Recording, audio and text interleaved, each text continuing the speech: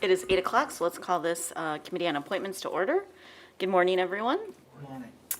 We just have a few items on our agenda today. Actually, just one action item, a resolution for the 2021 to 2022 Mayor's Youth Council appointments. Do I have a motion? So moved. Support. Okay, thank you, colleagues.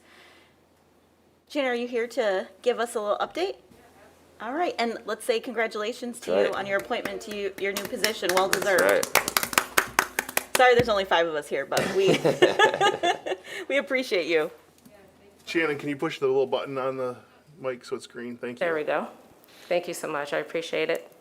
Well, this resolution is to accept the slate of young people into the Mayor's Youth Council. So we have 37 young people in 9th through 12th grade. Majority of those young people are GRPS students, so they will be with us for a school year learning about the ins and outs of city government. And so we're excited to offer this program yet again another year. This year will be a hybrid model year. So last year was 100% virtual. This year we'll get an opportunity to actually come here to City Hall in person.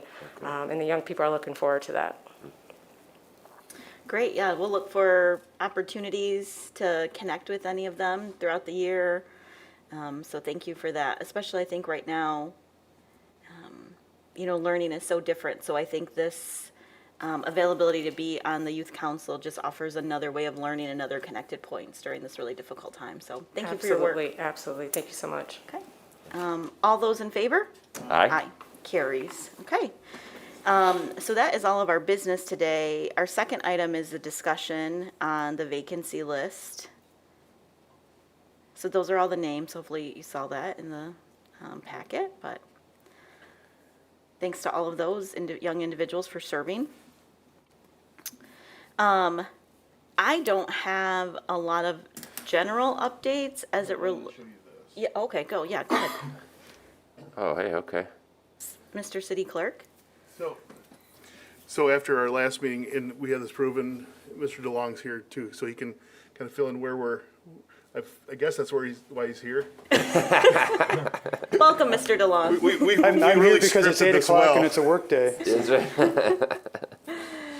So tee it up in the sense that we have colleagues, we've had discussions about just how can we have a little bit more future sight on our appointments. And in particular, last time I had mentioned I don't have a lot of other appointments to the things that we discussed last meeting because some of those conversations are still being had.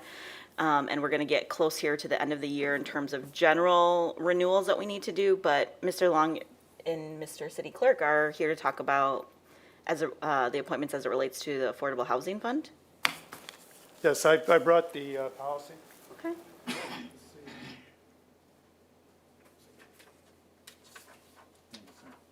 Highlighted the section about appointments.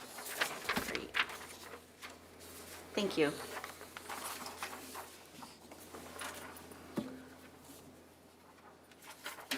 The exact number of copies.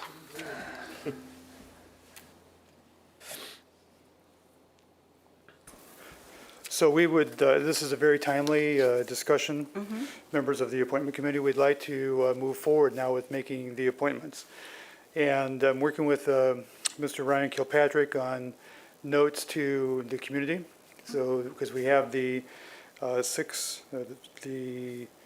think 5 community members, sorry, that are to be appointed, from the community.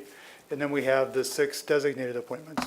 And so I'm working with him on that, and I've intended to send an email to you yet this week to members of the commission about working on your ward appointments. So the way the ward appointments work is that each of the commissioners from the 1st, 2nd, and 3rd ward would collaborate and pick one person per ward to recommend to the appointments committee. And that really could happen anytime. So we can begin that work now, and it would be really good if we could have our board in place by the end of the year. Yes. So we have until, we have 2 meetings in December yet, so we have some time to get nominations in during the month of November, and then time for you to consider them during, in early December, would be the plan.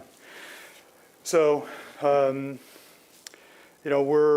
we're working on those notices now, and, would hope to have something out to you this week, and perhaps even to the community requesting that they start filling in the personal information forms.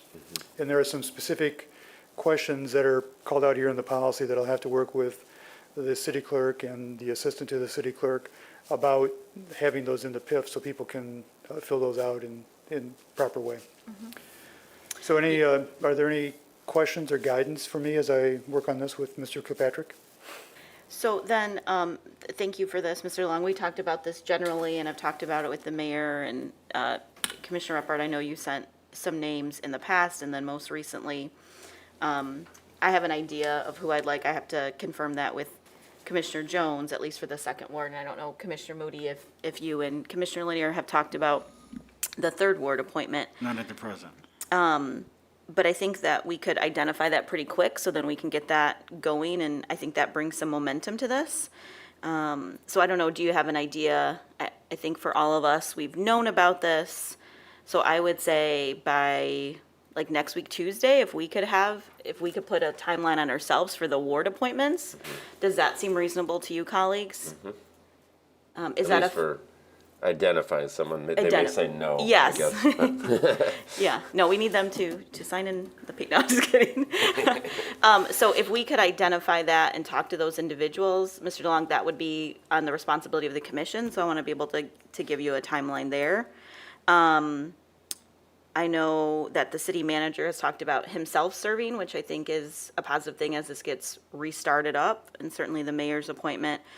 And so then you are saying from the operational side for the sixth appointment going through our general appointments committee, that there will be an invitation, there will be an email, so there'll be some specific guidance for those individuals to apply? Is that correct? Yes. Okay. So in the paragraph there, it talks about generally the interests that people were looking for. So we want to talk about that.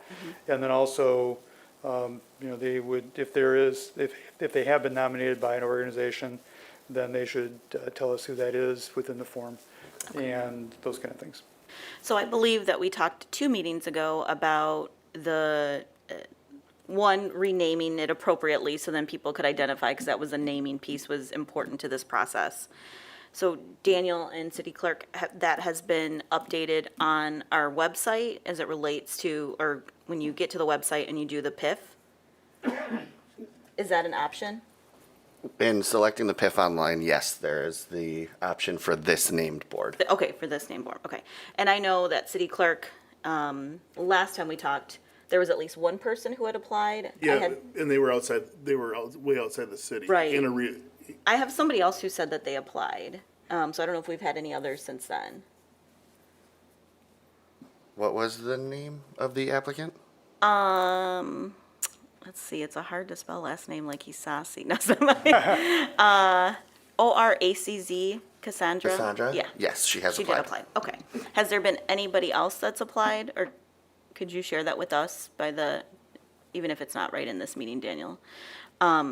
Just so then our colleagues can look at that, because maybe there's somebody who we might decide to put through our appointment versus going through the PIF, et cetera. At present, Ms. Orax is the only applicant. for She's the only one, board. okay. So then, and then additionally, Mr. DeLong, will there be a corresponding communication, a more broader communication out of our traditional city communications, or will this be targeted to these groups? No, we'll do both. We'll do Okay. a broadcast and a direct approach Okay. as well. All right, wonderful. Great. Oh, I have one question. Eric, Mr. Long, did we come up with the term length yet? Because that wasn't spelled out. We've not come up with that. Yeah. So I think most of our boards are 3-year terms. Yep. So but probably we could do that. And we also don't have a staggering, Right. so we want to make sure they don't all expire at the same time. So we'd have to work on that too. So maybe we can put that in the appointment resolutions that we do. Yep. So we get that squared away in the appointment resolutions. I would also say, I think because of any potential conflicts of interest associated with this board, that we really highlight that in any communication as well. You know, I think most people have come to us and said, okay, I know I'm going to have a conflict, or trying to find the appropriate representative with the appropriate knowledge, because I think that's, you have lived experience knowledge and then you have like technical knowledge. Right. So I think just highlighting that, you know, this is who would be able to seek out funds from this fund in the future, and so then people could make some determinations there.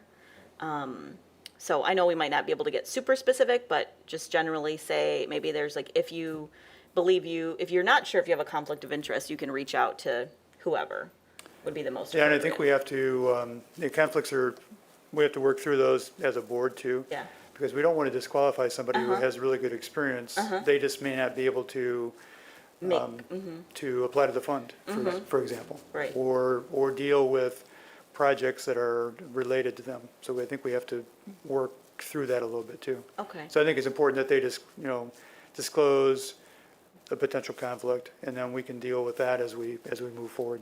okay. Yeah, I think that will be key, because I think that's also key to transparency of this as it relates to the community and them asking, you know, how we'll make decisions about this board. So I think you're right. I don't want to, we need to have the knowledge, and we also need to have the, you know, certainly, I know people will name them, but have that transparency, because this will be something new after some time. Right, right. Colleagues, any questions for Mr. DeLong or anyone else about this piece? Thank you for coming and presenting a little bit more detail as a reminder. Yeah, I just think as soon as the mayor and the city manager and the housing commission picks their individual, it'd be great to just get a quick note, just because we want to have a roundabout group. So if they really hit one particular skill set, then for those other appointments, we can look for other things. And I think actually those will come, at least the commission appointments will come here. So so if you, what the ward commissioners are doing is nominations, and then you come here and officially appoint them. Same with, you know, I suppose we would do the same with the mayor and Okay. the city commission. So you'll see all of them, and we can, I think those we could do, you know, if we have that within a week or so, you know, that could be the second meeting in November, probably would be a good target for that, for sure. Then we can see what we have gaps for those final five. I think it's only 5 more, right? Not Yeah, remaining it's, 6. 6 is wrong in the policy. Yeah, I think it's 5 Okay. more. I thought it was 3. Then you were like, no, it's 5. It's 5. You had already corrected me. Okay, so then for this meeting, I would like a specific agenda item about the housing fund, just so we can continue to keep this on our agenda, colleagues. Just so that we can make sure that we're supporting Mr. DeLong and the city manager and the mayor in this process. And I agree, it's a bit of, it's kind of like with the master planning process. You want to get a sense of who, so that we don't have too much of one thing. We have representative diversity, we have, you know, certainly we'll have the ward diversity, that's a little bit easier, but, and then a reminder that this individual, because the person that you mentioned, city clerk, they were they even in Kent County? They were further out, right? Yeah, they were up in Gowan or something. So, but for the 5 other members, they don't necessarily have to be in Grand Rapids. Correct. I mean, I think we have a case of, you know, and we talked about this from a regional perspective as well, right? I mean, obviously, we're the city, but that should be noted too, because I think people will ask that question. I think we have to balance that like with everything else, but certainly wanting to take a regional focus, even though this is our affordable housing fund, I wouldn't want to necessarily disqualify somebody if they were, I don't know, in Wyoming or something. At least that's my understanding of the intention. Correct. Okay. That was my other question. Commissioner Moody, do you have any questions or follow-up? I know we talked about a number of things, so. No, ma'am. Okay. All right. Well, thank you. I appreciate this. We'll keep ourselves on task. Mr. DeLong will make sure of that, Do my best. I think you're keeping me on task right now. so that we can, yes, I know the mayor, you know, has talked about the year end, and we've got what? 4 more commission 4 meetings, yes. 4 meetings left. Okay. All right. Okay. If there's no other business, thank you, Mr. DeLong. Thank you very then- much. Yeah. I don't have any other items for any of the other openings unless you all do. Okay. Then we can go ahead and adjourn this meeting at 8:15. Thank you.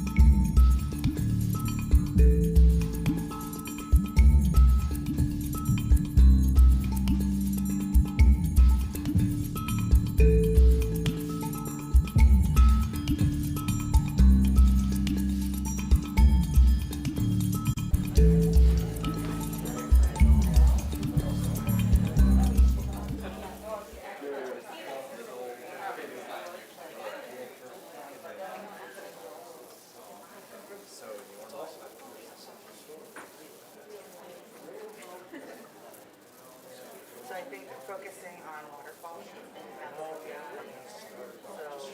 larger scale improvements to that.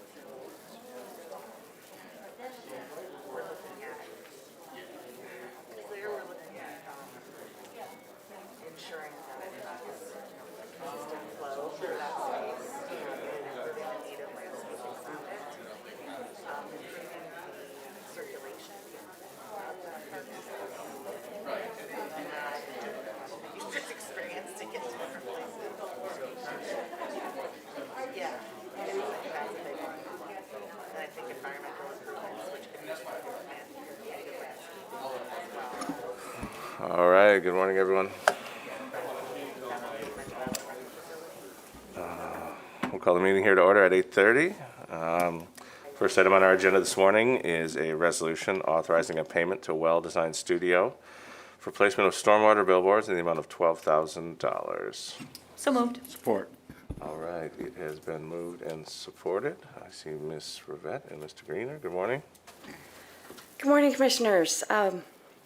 Time has come that we're seeing our storm drains covered in leaves again, and last year we had over 100 complaints of people putting leaves in the streets, and one small layer of leaves can have you up to your knees in water, as I found out when I've done some ride-alongs. So we're hoping to do some prevention this year. We have brand new door hangers to go with. We put out some social media and hoping the billboards will get the attention of the rest of the people to try and save us some money in response and save people from flooded streets. All right, colleagues, any questions? All right, hearing none, those in favor? Aye. Opposed, same sign. Motion carries. Thank you. Item 2 is a resolution authorizing payment to Kent County Drain Commissioner of FY 2022 maintenance assessments for various county drains for a total not to exceed of $75,000. So moved. Support. All right, moved and supported. Mr. Greener, good morning. Good morning, Commissioners. What this is our annual maintenance fee for our Chapter 4 and Chapter 20 drains with the Drain Commissioner. Questions, colleagues? This similar to what she just spoke about a few moments ago? Pardon?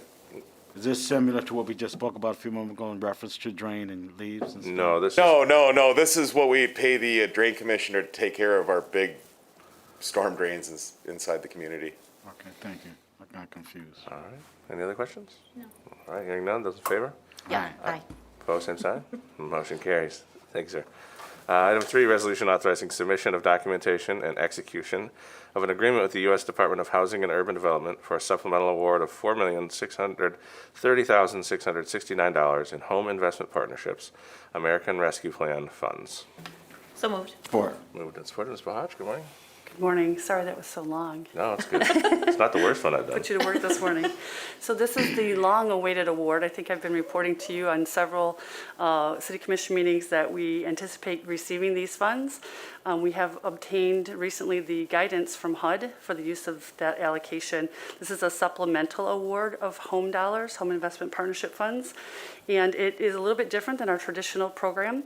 So it targets it needs to benefit individuals and families who are homeless, at risk of homelessness or other vulnerable populations such as domestic violence victims. We have activities that are eligible, include development and support of affordable housing, which is traditional to that program, tenant-based rental assistance, which also is, and supportive services. Acquisition and development of non-congregate shelter units. So it is a little bit different than our traditional program.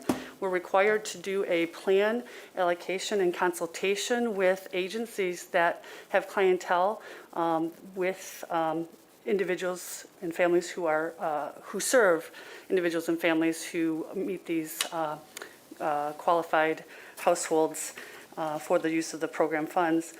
We will be developing, or we're in the process of developing that consultation process to determine how that will be done. And then we will put together a plan that has to have a public comment period. So there'll be a public hearing and a 15-day comment period as part of that process. So this resolution allows us to submit the documentation when the time comes and also execute agreements. Very good. Colleagues, questions for Ms. Bahaj? I have one, Commissioner. Just, as I was reviewing it, is the money needs to be spent down by what time? So it's What's the got a time very frame? long tail on it, Okay. way too long, 2030. 2030 is the So time we frame. anticipate a much quicker turnaround than that. Okay. Obviously, if you're doing any affordable housing development, that usually takes, almost a couple years, right, to get through the process, get construction, financing, all that kind of thing. So that would be a longer term, but we typically spend our money within 24 months. Okay. And that timeline is outlined in the plan that you'll submit and those pieces, or is it, HUD's timeline? yeah? Yes. Okay. Thank you. All right, any other questions? All right, hearing none, those in favor? Aye. Opposed, same sign. Motion carries. Thank you. Commissioner, Item if I can just add one note, just so that you're aware. We have, it's not really related to this item, but there's been lots of questions, is that we have been working with partners related to winter expanded sheltering for homelessness, or for homeless persons, and we are close to having that finalized, and should be bringing something to you in the next city commission meeting of what that location is, and entering into an agreement to help support that operation. Do you have any idea how many beds it'll be, units it'll be? I think it'll be between, I think around 70. Okay. 70 to 80, which is what we were looking for, space to serve that number. All right, very good. Thank you. Item 4, resolution accepting a grant award in the amount of $120,000 from U.S. Department of Justice, Office of Community Policing Services, Office for the FY21 Law Enforcement Mental Health and Wellness Act. So moved. Support. DC Reifenberg, good morning, sir. Good morning. Thank you for having us. I'd like to introduce Julie Markowski. She's our health and mental health and wellness coordinator over at the police department.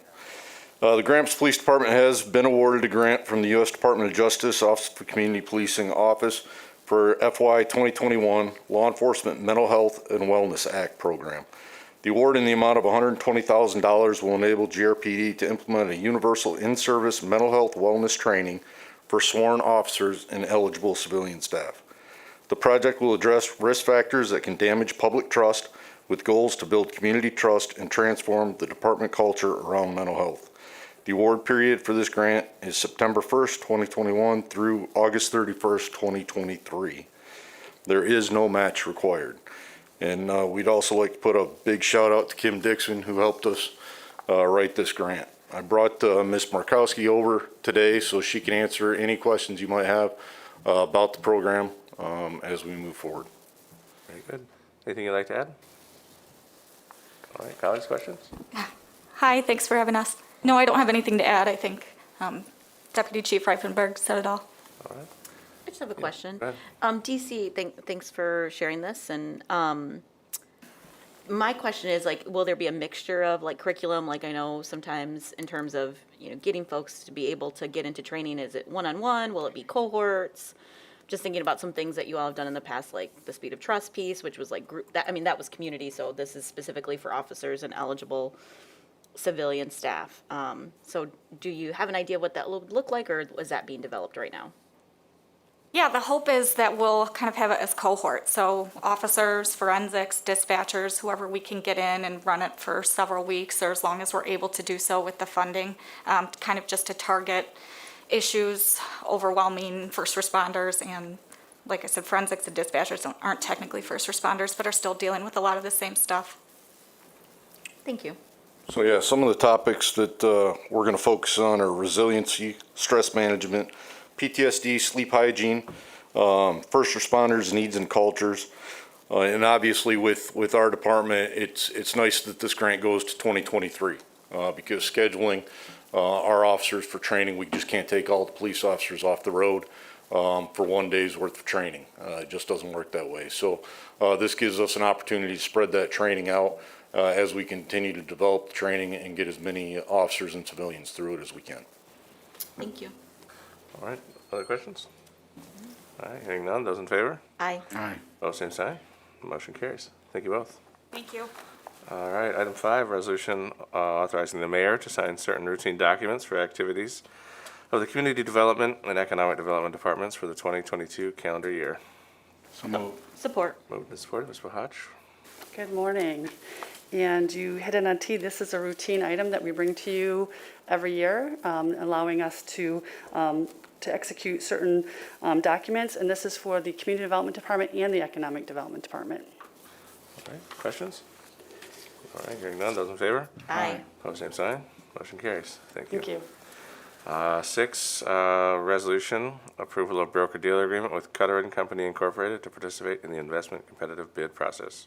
So moved. Support. Moved and supported. Mr. Treasurer, maybe you got a few on here. You may want to just give us a Just background a about all of them. few, just a few, and they all were brought forward really because of the change we just made in our investment guidelines recently. But this one here, our first one is with Cutter and Company. The representative, Michael Cho, has worked with us before when he was with Morgan Stanley, and really has done an exceptional job in terms of reaching out to us and keeping us apprised of various investments. And so with his new company, Cutter and Company, we're asking approval to continue to do business now with Cutter and Company with Michael Cho as our representative. Colleagues, questions? No. All right, hearing none, those in favor? Aye. Opposed, same sign. Motion carries. Item 7, resolution for the approval of broker-dealer agreement with Duncan Williams Incorporated to participate in the investment competitive bid process. So moved. Support. Moved and supported.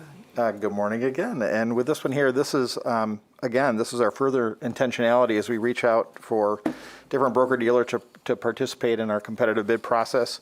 Duncan Williams was founded in 1969. They are a woman-owned firm, and so that allows us to increase the number of our broker-dealers, but also focus intentionally on the MWBE dealers. And so with the next ones that we're asking for approval, that will bring us to 9 MWBE broker-dealers, with 4 being Black-owned, 2 being Latinx, 2 being women-owned, 1 being veteran-owned.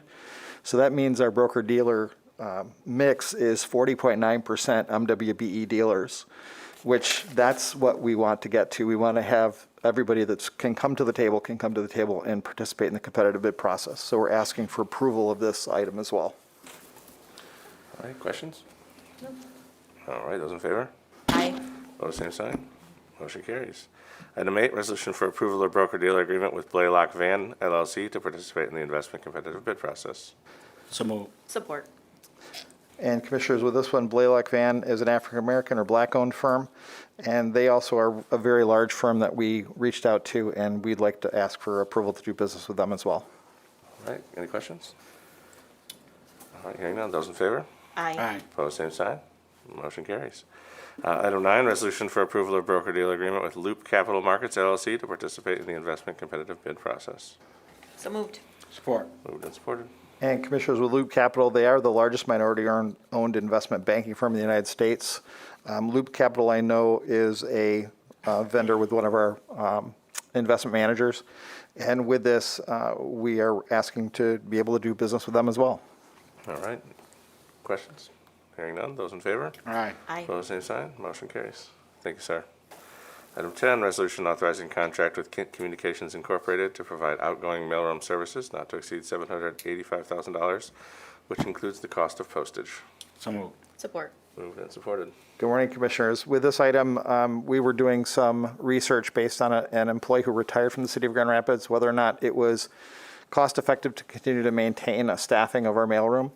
And for the most part, incoming mail and interoffice mail, my team still handles, which is because for the most part, those are payments that are coming into the city. And so we're getting through the mail first thing in the morning so we can get the checks processed for the day. So really, we're still going to be doing some of the work that my team is going to continue to absorb, but we're looking to not fill that position again.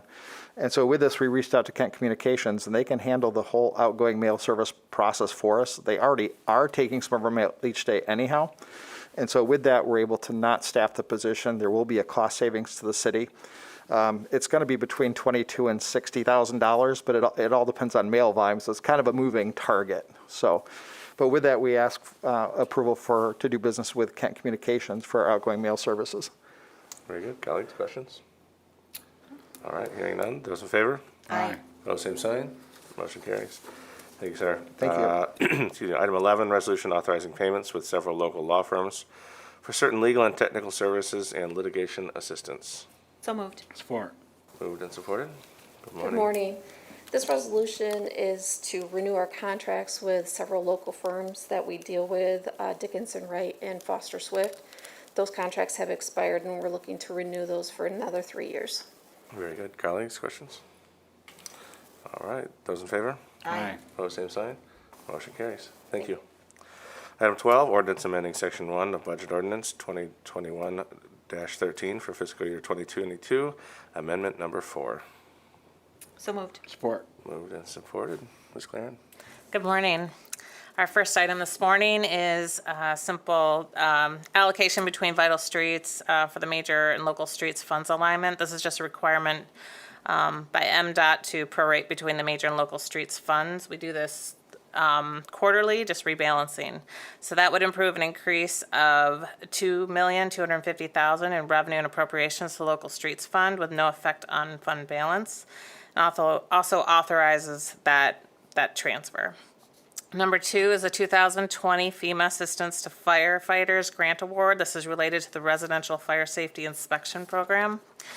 That would authorize an increase of $298,539 in estimated revenue and appropriations to the Fire Grants Fund with no effect on fund balance, and also authorize the transfer of the match, $14,216 from the General Operating Fund Fire Department to the Fire Grants Fund. Number 3 is Project Safe Neighborhood Grant Community Project. This is related to the Clear Prisoner Reentry Program. This would authorize an increase of $6,420 in revenue and appropriations to the Police Grants Fund. Number 4 is kind of a housekeeping item. This is related to the replacement of private lead service lines. We're moving those expenses basically from the operating fund into the a capital fund, put it under a program for better tracking. So this would authorize an increase of $1,107 in revenue and appropriation from the Water Improvement Fund with no effect on retained earnings, and authorize a decrease of $917,680 in revenue and an increase of $189,320 of appropriation in the Water Operations Fund with a corresponding decrease of $1.1 million in retained earnings. Number 5, this is related to staffing needed at the Environmental Services Department, just simply to supplement operations and maintenance staffing as we see the spooling up of the biodigestion program. This authorizes the following positions: 3 wastewater plant operator 1s, 1 utility field operator crew leader, and 1 utility maintenance mechanic, and 1 storekeeper. The department plans to absorb this with staffing vacancies they're experiencing right now. That should see them through the rest of the fiscal year. And number 6, transfer to the Affordable Housing Fund. We've been holding money in various areas, and now we want to collect it all, put it into the other grants fund for a future payment, which would be a transfer into the Affordable Housing Fund. So this would authorize an increase of $452,646.12 in revenue and $494,810 of appropriations to the Affordable Other Grants Fund. Sorry, I'm on number 6 and we got more to go. Tongue twister. Okay, with a decrease of $42,164 in fund balance, and it will authorize an increase of $458,000 of appropriations from the Property Management Fund and a corresponding decrease in fund balance. And lastly, from the General Operating Fund, an increase of $77,580.61 in appropriation with a corresponding decrease in fund balance. Number 7 is a contingent account request. We have discussed as a body the issue with the DART program funding not coming from the state anymore, so we are going to authorize an increase of $98,855 in revenue and appropriations to the 61st District Court Grants Fund with no effect on fund balance, and authorize a reduction and transfer of $98,855 from our contingent account in the general fund with no effect on fund balance in order to continue the program this fiscal year. Number 8, the Vital Streets allocation of it, we've received additional state funding. So again, we have to adhere to the guidelines for balancing between the major local streets funds. So we're going to approve an increase of 1.4 million in appropriations to the major streets fund with a corresponding decrease in fund balance, as well as $732,797,000 in revenue and appropriation to the capital projects fund with no effect on fund balance. Number 9, improvements to the FEW supply line at the WRF. This would be an increase of $450,000 in revenue and appropriations to the sewer replacement fund with no effect on retained earnings, and also an increase of appropriations to the sewer disposal operations fund with a corresponding decrease in retained earnings. Number 10, this is related to the Parks Millage Fund, another cleanup item, just cleaning up the former 7-year millage. So this would approve an increase of $319,764.12 in appropriation for the Parks Millage Fund with a corresponding decrease in fund balance. Number 11 is the fiscal year 2021 Home Investment Partnership related to the American Rescue Plan. This would authorize an increase of $4.6 million in revenue appropriation of the Home Investment Partnership Fund with no effect on fund balance. Our contingent balance is now with this budget amendment right around $1,401,145. Thank you. You made it. Yes. Colleagues, any questions for Ms. Claren about any of these items? No, thank you. All right, hearing none, those in favor? Aye. Opposed, same sign. Motion carries. All right, item 13, resolution authorizing bid list, October 26, 2021. So moved. Moved and supported. Ms. Skolten, anything you'd like to point out or talk about? Nope, we just have 12 items, and I just wanted to see if you have questions. All right, colleagues, any questions about any of the items on here? I do wonder if you can talk a little bit about the snow plowing sidewalk removal bid tab. I noticed we only had one zone. I know maybe there's some changes to the program. I don't know if maybe you want to talk about that, or Mr. Hart can give us a little update and explanation about how the program's going to work this year, seeing how we only have one contractor this time. I'm hoping that we have somebody from the department here that can talk about it.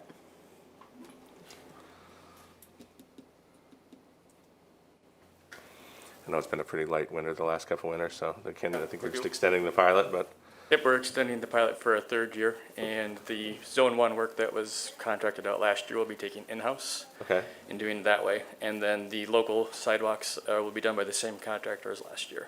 okay. And what about the bus stops? Mobile GR opted not to do that this year. Okay. So they will have a plan on to how they will take care of that. I suspect maybe next step, but I don't know for sure. And then did we change the threshold on the plowing of the sidewalks? I mean, it used to be 2 inches, now it's 3 inches, is that correct? That's how we did it last year.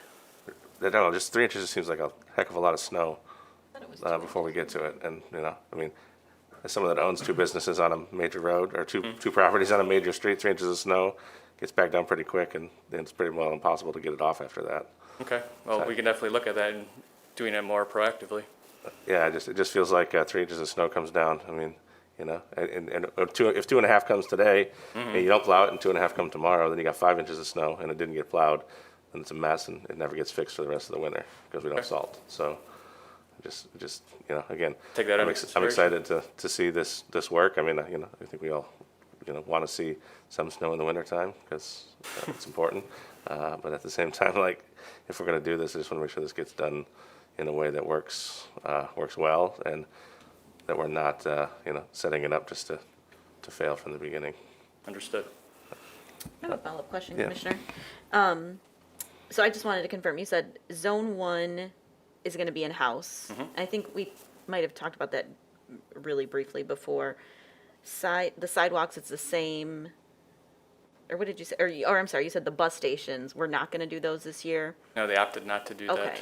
Okay. Did we talk to other partners? I know Commissioner O'Connor, thinking about GRPS and kids walking to school, and then obviously the Rapid, were other sort of stakeholders in the community You Yeah, I know, mean, other I'm- people got money too. Yeah, and I mean, I'm right there with you. I mean, I've said all along, it's, to ride the bus needs to be a dignified experience, and obviously, we just bought 35 bus shelters at the last station, Yeah. which I think makes that a more dignified experience, but again, there's plenty of bus stops up and down Leonard Street that don't have shelters on them, and to stand in a snowbank 4 feet deep in January, I'm not riding the bus. You know, it's not geeky if you can't get to the side of the, it just seems like it's not a dignified experience to do so. And just thinking about who does, I mean, you know, I don't want to make assumptions, but if we disaggregate probably ridership and who, you know, who is riding, I'd be interested to know, you know, it doesn't have to be right now, about some of those other partners, if there was discussions with them about, you know, I know the first year we didn't have any snow, but I was saying right before, we probably will this year. Well, I know we've extended, you know, in this committee contracts recently to Next Step and Steepletown and some other organizations that have taken on some of this type of work. Not a lot of alleys to clean up in the wintertime, so Yeah. just one.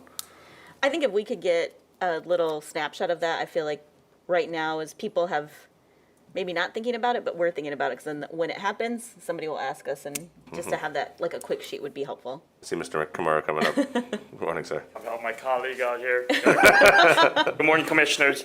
So we chose not to include the bus stop clearance in this pilot. That doesn't mean those services won't be provided. Okay. As Mobile GR, we do have Next Step and Steepletown on call for maintenance. We do work with the Rapid to jointly clear these. Part of the issue is for the shelters themselves, when you're talking about digging out a shelter, it's all done by hand, so that's pretty extraordinary cost. And, you know, that's stuff that organizations like Next Step and Steepletown can do a little bit better for us. When you're talking about the simple post stops, most of those will get addressed through this service as well, just because of the proximity to them. Okay. And I mean, what happens at some of those, again, there is a snow event, we want people to be able to get, you know, the reason I think we're doing the pilot is so that there is better accessibility for people to get to the major corridors and be able to use the public transportation system. But if we're not clearing the shelters with the like, you know, like saying, you have some resources to do it, but if there's not an action plan in place that says it's gonna get taken care of at every weather event, then it seems a little bit self-defeating to plow the sidewalks and then not have the bus stops cleared for people to be able to use them. So there's not a specific number threshold, but we have those services on call, and I think we've made that choice that those are the more effective ways to clear those services is through, or to clear those infrastructures through Next Step and Steepletown. Okay. How do we get the Rapid to do a better job?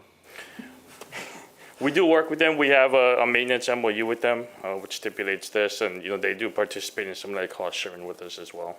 But I mean, you know, me as a homeowner, and if I don't have my side lot cleared within a certain threshold of time, you know, you guys will, I mean, not you, but someone in the city would gladly write me a citation to have it cleared within a certain period of time, you know, clear it at my, you know, at a future expense. But, you know, how do we hold the Rapid accountable for something similar to that, I guess? Like, they have bus stops, they have pole signs that people can't get to, and they don't clear them out. And there's no, like, So I get that. So I think, you know, last year, you know, the MOU we have with them for maintenance, it's relatively new. That was signed about a year ago since I got here. So, you know, we're working to build upon that and, you know, come up with this joint system to maintain them, the bus stop. So specifically for something like this, when we're talking about Next Step or Steepletown, there is some cost sharing there with them. okay.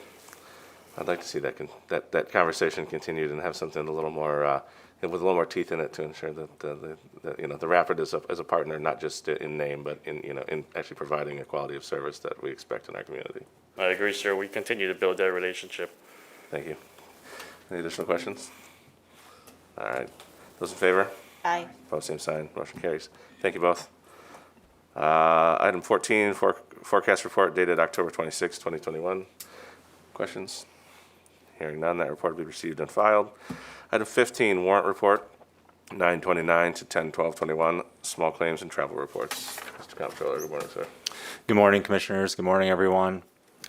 For the period of September 29th through October 12th, the city released cash payments totaling approximately $20.5 million, which includes $4.7 million for our employee payroll expense and just over $363,000 for income tax warrants.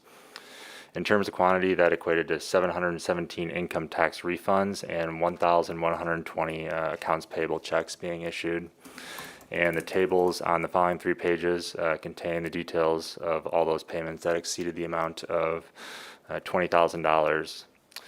Also included today is our quarterly small claims report. This details all the small claims the city paid out during the months of July, August, and September. And the summary table shows a total of 14 claims paid out, totaling just under $30,000. Also included in here is a detail table of those individual claims. And then lastly, this morning, I have for you our September fiscal year-to-date travel report. So that details travel spend by each department for the first 3 months of the fiscal year. And to date, it shows that we've spent just over $180,000, or about 9% of our planned expenditures for the year. Very good. Colleagues, questions for the comptroller? All right, hearing none, that report will be received and filed. And our final item on the agenda this morning, Treasurer's Report for period September 25, 2021 through October 8, 2021. Mr. Treasurer. Good morning, Commissioners. With a report today, we'll go right to the end and just say we have $540 million, which we see now our purchase yield has dropped from, we were running about 1.35, 1.38%. It's now down to 1.26. That's because the funds that we're investing in short term right now until we plan out our ARPA fund usage and whatnot is such that we're only earning anywhere from 15 to 20 basis points on the money that we have in those money market accounts. So that drags the purchase yield down. However, one of the big highlights of the report again is going to be main news topic is inflation. And really we are seeing it, feeling it personally in terms of the gas pump and in terms of our groceries. And those are 2 things that they usually factor out of Consumer Price Index because they're very volatile. If we were to look at energy prices a year ago, and anything from electric to natural gas to propane to oil is up anywhere from 55% to 126%. That's a huge feeling on each of our pocketbooks. If any of you are part of M-Perks, Meyer tends to send out to you coupons based on some of your purchases. Well, the last 2 that I received, if you look at what you're getting discounts on milk, eggs, bread, lettuce, staples that are typically loss leaders for the grocery industry just to get you into the store, because we all know that we're seeing the same thing. We see it as our lunch meat goes up, and yes, Commissioner Yasasi, chicken wings. So we're seeing this impact us across the broad spectrum, but again, we're still not getting our supply chains reestablished. It's going to take some time. They're talking about it taking into well into 2022. And when you have ships that are stuck outside of California harbors the anchors are hitting pipelines from offshore oil, that's another issue that starts to pop up. There aren't enough people and truck drivers and everything else to grab those items off those boats and deliver them, accordingly. And so we're still seeing that impact our market. And that's really one of our biggest concerns is when is that going to reestablish itself? Because we're all going to be paying more over these years. And I'm going to say years because I think it's going to take some time for this all to get corrected. And, I have to thank Levi Bolt, our investment analyst, because he and I are talking about this pretty frequently now, because it just seems like you hear different messages, and even the Fed now has finally come down and said we are going to start tapering our purchases. That kind of says we're going to begin to let interest rates start to normalize as they stop buying these securities and holding the rates down. At some point in time, there's going to be pressure where interest rates are going to start to rise again. So if you haven't refinanced your home at a lower rate, it might be a difficult time in the near future to refinance at the lowest possible rate. So we are watching all of those different things go on, but for our portfolio, we are, I say, far better off than what we would have been, like if we were positioned in 2008, 2009, where we were hopeful rates would go up, but the Fed kept them down a lot longer than we anticipated. But now we're actually in a much better position than we were in 2008, 2009. All right. Colleagues, questions for the Treasurer? All right, hearing none, that report will be received and filed. And with that, we can adjourn the meeting here at 9:04. Thank you, everyone. Thank you.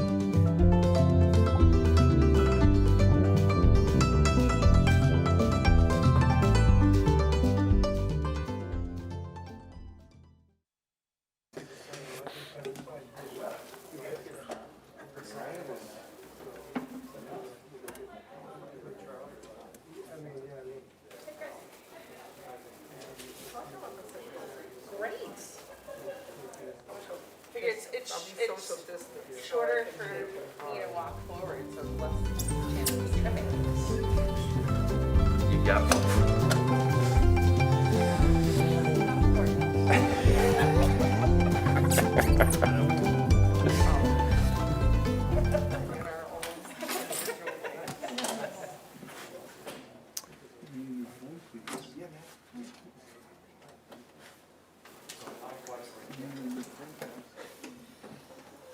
All right, good morning, everyone.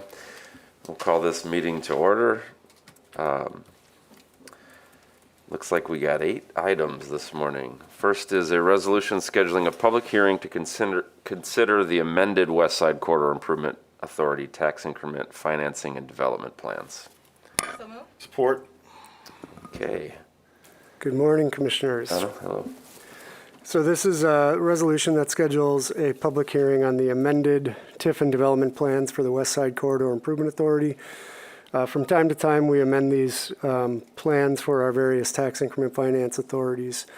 In this case, the need to amend this plan arises from the changes to personal property tax law in Michigan and a resulting decrease in revenue to the Corridor Improvement Authority. So over time, as the taxation, particularly of industrial personal property, phases out in Michigan, the Corridor Improvement Authority has experienced a loss of revenue, and that will continue to be true and, in fact, exacerbate itself over time if we don't take this action. So on October 1st, the West Side Corridor Improvement Authority reviewed the amended plan and recommends it to you for your consideration, and the process requires a public hearing and quite extensive notification. So we'll be mailing notice to all the property owners, publishing in the paper and posting in the district, and the public hearing would occur on December 7th.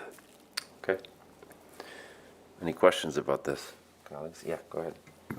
Yes, Jono, can you talk a little bit about the tax law change? As I was reading this, I wasn't sure how which tax law change impacted this, and will any of the other corridor improvement district authorities be impacted the same?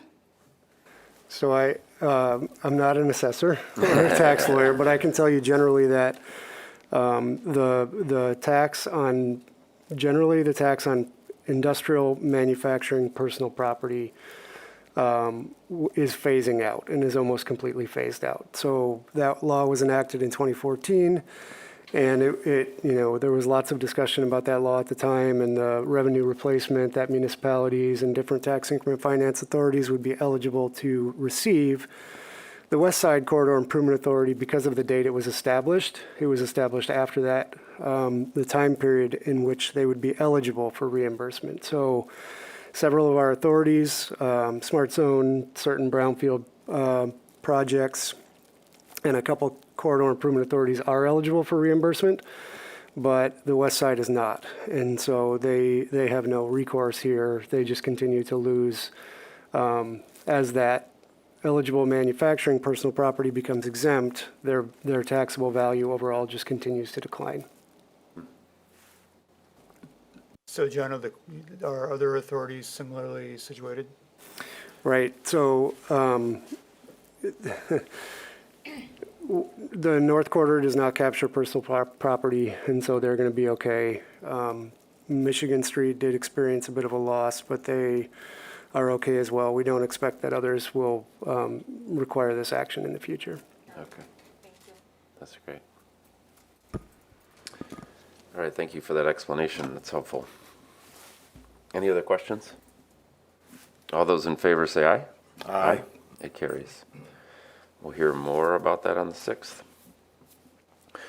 Next is a resolution scheduling a public hearing to consider a request to transfer Industrial Facilities Exemption Certificate 2011-577 located at 219 Canton Street Southwest from Great Lakes Festida Holdings LLC to Utz Quality Foods LLC. So moved. So this is a Great Lakes Festida is a food manufacturer, and they are located at 219 Canton. They moved to Grand Rapids in 2011 from Cedar Springs, and they invested about $3.5 million in a project there and brought 50 jobs to Grand Rapids. At that time, we worked with them, and you approved an industrial facilities exemption certificate. That company was a contract manufacturer for Utz Quality Foods, which is a publicly traded company based in Pennsylvania. Utz Quality Foods has now acquired Great Lakes Vestita Holdings, and we're in contact with them and working with them in their acquisition. What's required is to transfer that certificate. Basically, it's a change of name on the certificate, but it does require a public hearing. So Utz Quality Foods now owns Great Lakes Vestita Holdings and will continue to operate, and we'll be working with them on their plans for the property, but there's no change in the operation there. It's simply a change in ownership. Any questions? No. All those in favor say aye. Aye. It carries. Next is a resolution approving a construction agreement in the amount of $25,000, approving a release of a portion of easement and accepting a public utilities easement for 1601 Madison Avenue Southeast. Support. Good morning, Commissioners. So this private development is located on the southeast side, south of Crofton, west of Madison, within our city. The developer's extending an 8-inch water main that will become public as part of the development there. And so asking for your approval of our construction agreement, allowing our costs to be reimbursed, which is estimated at $25,000, as well as the acceptance of a utility easement. And then there is a portion of an existing easement that will be overlapped by the proposed building footprint. So we are asking for your approval of the release of that easement. So it'll be narrowed from 40 foot down to 30 foot, and that's acceptable from the utility standpoint. So with that, I'd be happy to answer any questions. All right. Any questions about this? No? Okay. All those in favor say aye. Aye. Carries. Next is a resolution awarding a contract with Wyoming Excavators Incorporated for improvements to 4th Street Woods, Nagold, and Sweet Parks in the amount of $406,541, with total amount not to exceed $568,000. I'll move it. Good morning, Commissioners. So this is an award to Wyoming Excavators for 3 park spaces that we have. 2 of them are in Ward 1, that is 4th Street Woods and Nagold, and the 3rd one, Sweet Street, is over in Ward 2. The bid was a little bit higher than anticipated. The engineer's estimate was a little over $300,000, and the low bid was $406,541. We did receive 2 bids, however, and they were both within $5,000, and we did a post-bid evaluation and feel that the price is fair. The price was high due to some added expenses to some labor-intensive work for these 3 projects. This is one of the last millage projects for the 2013 millage that passed, and so we're looking for approval for this. All right. Any questions about these park improvements? Wonderful. Thank you. All those in favor say aye. Aye. It carries. I got to get back to my list here. All right. Next, we have a resolution approving an increase of $450,000 for as-needed concrete and facade restoration at various locations for a total not to exceed $900,000. So moved. All right, so this as-needed contract was originally awarded back in June of 2020, and City Commission again extended it this past June with the original authorization amount of $450,000. Since having been authorized, we utilize this for a variety of critical and time-sensitive repairs. Things like repairing flood walls, concrete crack injections at our water filtration plant, repairs to overhead structures as they become apparent. And then most recently, we had to undertake some emergency repairs at the Cherry Commerce ramp. So to date, we've utilized approximately $430,000 of that original $450 authorization. So we're coming to you asking for an increase of another $450,000, bringing the not to exceed to $900,000. and the contract amounts utilized under this will be charged to the appropriate project budgets as it's utilized. And so with that, I'd request your approval. Any questions about this item? All those in favor say aye. Aye. It carries. Next is a resolution approving an easement, a temporary permit, and all other associated documents for nominal consideration of $1 for Plaster Creek Trail connection. I'll move it. So we've been working with the City of Wyoming as they finalize plans for construction of the Plaster Creek Trail, this segment between Buchanan and Division, which Wyoming received a grant to do so in 2022. A majority of the trail, as well as a segment or a piece of the adjacent Plaster Creek Boulevard, will be constructed on property that is owned by the City of Grand Rapids, located at 200 Plaster Creek Boulevard. So this resolution conveys the necessary easement and temporary permit to Wyoming, both for nominal consideration of $1 to allow for that trail and street reconstruction. The trail will become part of Wyoming's linear park system, so they will be responsible for maintenance going forward.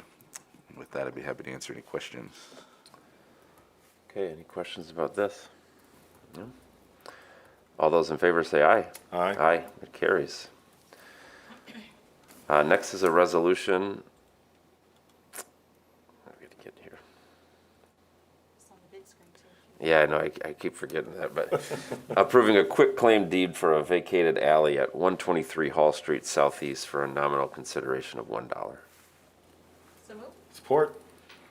So this is a housekeeping item that clears up an alley vacation done in the 1950s of an alley that was originally deeded to the city back in 1912. Our Lady of Sorrows Catholic Church is seeking to sell the eastern portion of their property located at 123 Hall Street. And because the alley was originally deeded and not platted, the title company requires that a quitclaim deed be provided to clear title and confirm ownership by the Roman Catholic Diocese of Grand Rapids. So this action is quitclaiming an 80-foot by 14-foot piece of property, again, that was previously deeded and vacated, but it clears up the title in this case to allow for closing. Good deal. Any questions about this one? All those in favor say aye. Aye. It carries.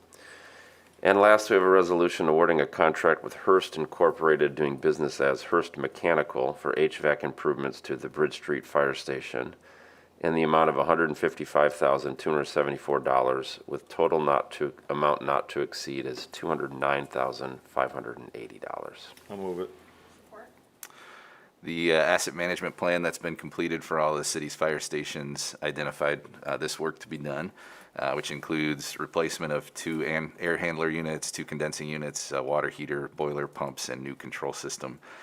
The bid that we received on October 7th from Hearst Mechanical was for $155,274, which included an alternate of the boiler replacement, and this was below the engineer's estimate of $169,000. It's worth noting that the project will reduce our carbon footprint by 22 metric tons of carbon dioxide equivalent per year, with an estimated savings of $3,000 annually on our energy bills. So that demonstration of alignment with our value of sustainability and our health and environment strategy that's identified in the city's strategic plan. So I'm requesting your approval of this resolution, which awards the contract to Hearst Mechanical with the total not to exceed amount of $209,580. All right. Any questions about this upgrade? All those in favor say aye. Aye. It carries. That ends our work for the Community Development Committee. Thanks, everybody. And we'll adjourn the meeting.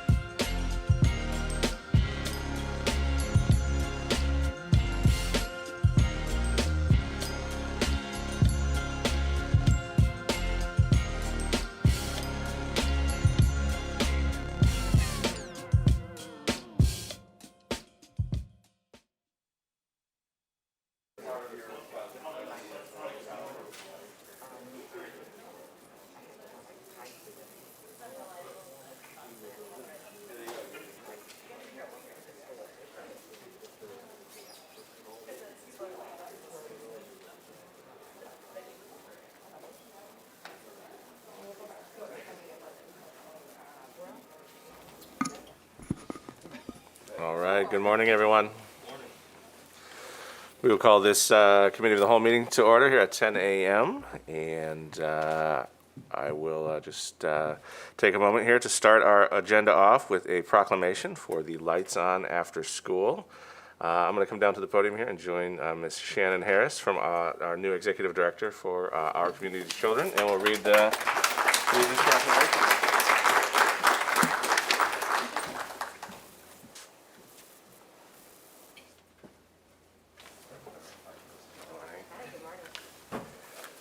All right, first I want to congratulate Shannon on her recent appointment to be the new director of Our Community's Children. I know you just gave her a round of applause. We're really excited about your taking over and continuing the great legacy of that department. So our proclamation reads, whereas research studies show that children who regularly attend after-school programs improve their self-confidence, school performance, and school attendance, and whereas after-school programs are significant crime prevention strategy for youth, offering positive and engaging activities. And whereas after-school programs are a critical resource to families, especially during a pandemic, by providing healthy outdoor ideas and inspiring career and skill development programming that support learning. And whereas these programs require community investment from all sectors to ensure quality after-school care for children is sustained, and whereas the City of Grand Rapids is committed to supporting quality after-school programming for children and youth where they can learn, thrive, and be safe. Now, therefore, Rosalind Bliss, Mayor of the City of Grand Rapids, do hereby proclaim October 28, 2021 as Lights On After School Day. And I'll turn it over to Shannon to say a few words. Yeah, thank you so much. Thank you, Commissioner O'Connor. Thank you to the mayor and our city commission and also our city manager. Thank you for lifting up the importance of after-school programs in Grand Rapids. After-school programs are where dreams are discovered and nourished, and it has been documented that young people who are enrolled in out-of-school time programming are more likely to attend school on a regular basis and less likely to be in contact with the police. Investments in after-school programs are critical now more than ever before to support the academic needs, but also to support the social and emotional needs of our young people. And now I would like to introduce to you and have Rosie Holmes come up. She is the director of the Office of Extended Learning at GRPS, and the young people along with her, if you all can come up as well. So Rosie manages the LOOP program, which we have 2 young people here with us that are participants at the LOOP program at Burton Middle, 2 7th grade students, and I believe they are twins. You'll hear from them in just a moment. GRPS is a member of our ELO network, and they will be celebrating several Lights On after-school events on Thursday. So Rosie, could you say a few words, please? Good morning, and thank you. Grand Rapids Public Schools and the Office of Extended Learning are proud to join communities across America celebrating Lights On After School on Thursday, October 28th. There is a lot to celebrate. After-school programs keep our kids safe, inspire them to grow and learn, and give our parents a peace of mind. Each one of our LOOP sites will participate in the after-school program on Thursday. We will be having activities such as STEM, songs about healthy eating, student cooking lessons, trivia games, and much, much more. This year's host site is Southwest Community Campus, which is managed by United Methodist Community House, and that celebration will begin at 4 o'clock to 5:30 p.m. Let's shine a light on our after-school programs and show how after-school is stepping up to the place to help our kids learn, explore, and rebound from COVID-19. Today, I'm proud to have with me 2 of our great Burton Middle students, 7th grade, Rhodesia and Corona, and I'm going to have them come up, and they're going to share with you how important after school is for them.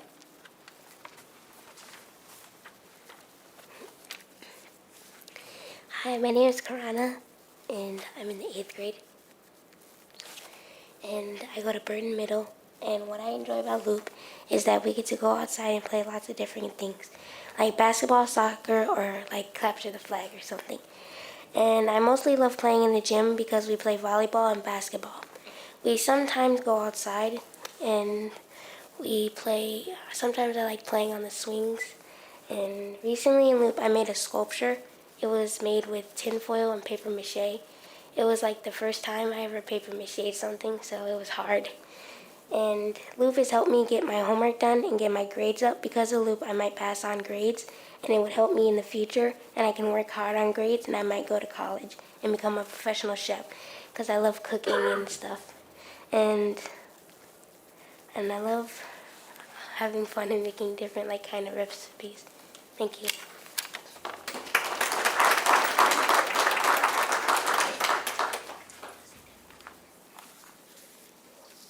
Hi, my name is Renasia, and I'm also in the 8th grade, and I'll go to Burton Middle School. And what I love about Loop is that we get to go outside or go to the gym. And what I like to do in the gym is play basketball, volleyball, or I like to just run around the gym or go outside. So what we do outside is I either play on the swings or I play with the basketball hoops outside.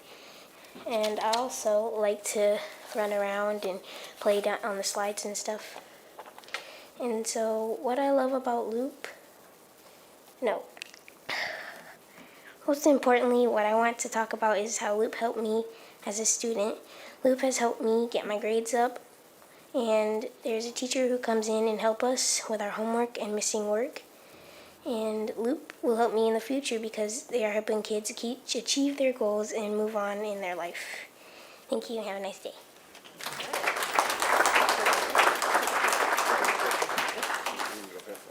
I also just want to acknowledge the twins' mother, Taraya, and also Zach, who works for the Office of Extended Learning, and Rachel, who is a site coordinator over at Burton. So we're going to take a picture really quickly over here.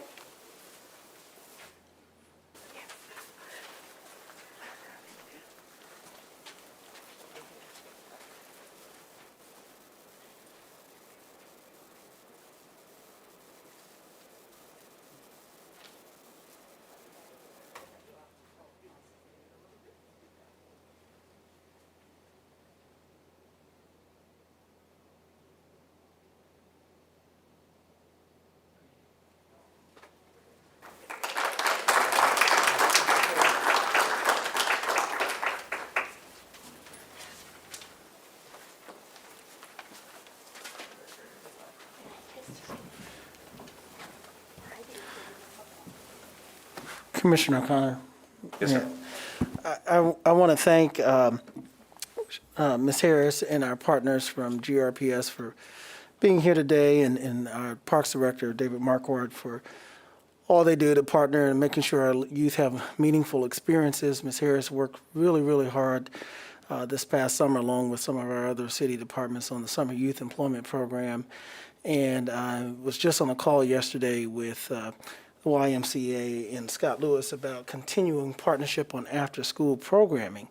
And I hope in the future we will see yet another evolution of after-school partnership with employment, that youth will, certainly we want them to prioritize homework and studying, but those that are able to get some type of employment experience, not just during the summer, but throughout the school year. And I want to thank and particularly our young scholars from Burton Middle School in Piranha and Renasia for their work. And I think Ms. Harris sets the example as a graduate of GRPS in Ottawa High School of what the possibilities are now as Executive Director for our Community's Children program for the City of Grand Rapids. So thank you so much for being here. All right, thank you, Mr. Manager. With that, we'll move on to our agenda here. We only have 2 action items on our agenda. Colleagues, we do have a request to go into a closed session immediately following this meeting in room 601, so I will call that question as soon as we're done with these action items. First item on the agenda this morning is a resolution approving a request from Cedar Springs Brewing Company, LLC, for a new on-premise tasting room license to be located at 642 Bridge Street Northwest. So moved. Support. All right, it has been moved and supported. Mr. Hundert. Yep, so they've gone through all their approvals from all the different departments and bringing another business on that Bridge Street corridor. Very good. Colleagues, any questions? All right, hearing none. Those in favor? Aye. Aye. Opposed, same sign. Motion carries. Our last item on the agenda here is a resolution recommending approval by the Michigan Liquor Control Commission of a social district permit